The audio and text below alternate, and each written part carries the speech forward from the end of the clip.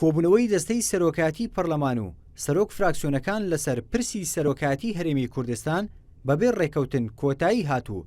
فراکسیۆنی پارتی دیموکراتی کوردستانیش ڕایگەیان لایەنەکانی تر سوورن کە خوێندنەوەی دووەم بۆ پرۆژە یاساکانی سەرۆکی هەرێم بکەن، بەڵام فراکسیۆنی پارتی داوا دەکات کە پێویستە پرسی سەرۆکایەتی هەرێم بە سازان یەکلایی بکرێتەوە بۆیە نەگەیشتە هیچ ڕێکەوتنێک.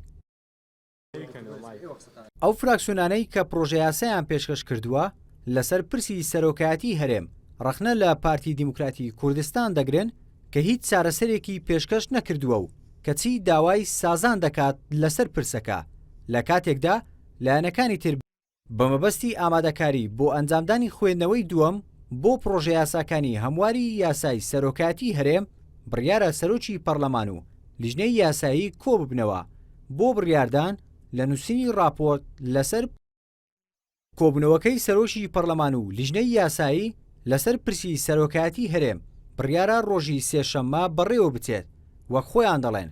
ئامانجیان ئەوەیە تاوەکو پێش 19 مانگی ئاب پرسی سەرۆکایەتی هەرێم یەکلایی بکرێتەوە کە تەنیا کەمتر لە مانگێکی ماوە. ڕێبوارکاکەی یەنارتی هەولێر.